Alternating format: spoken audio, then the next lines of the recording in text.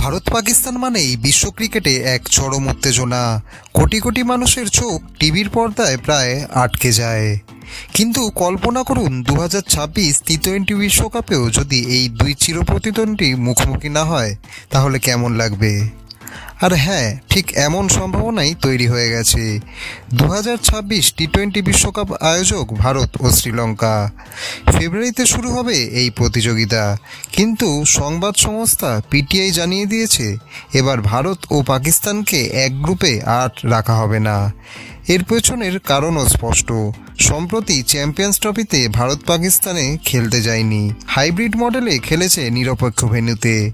এছাড়াও রাজনৈতিক উত্তেজনা, নিরাপত্তা ইস্যু সবকিছু মিলিয়ে ভারত এখন পাকিস্তানের সঙ্গে দ্বিপাক্ষিক তো দূরের কথা, আইসিসির কোনো ইভেন্টেই এক গ্রুপে খেলতে চাইছে না। সবচেয়ে গুরুত্বপূর্ণ ব্যাপার এটাই, এই সিদ্ধান্ত আসতে পারে আগামী জুলাইয়ে সিঙ্গাপুরে বসতে যাওয়া আইসিসির এক বার্ষিক ইভেন্টে। জয় শাহ আইসিসি চেয়ারম্যান হিসেবে এই বিষয়ে মুখ্য ভূমিকাও নিতে পারেন। তাহলে বন্ধুরা, কি সত্যি 2026 টি-20 বিশ্বকাপে ভারত পাক ম্যাচ আর দেখা যাবে না?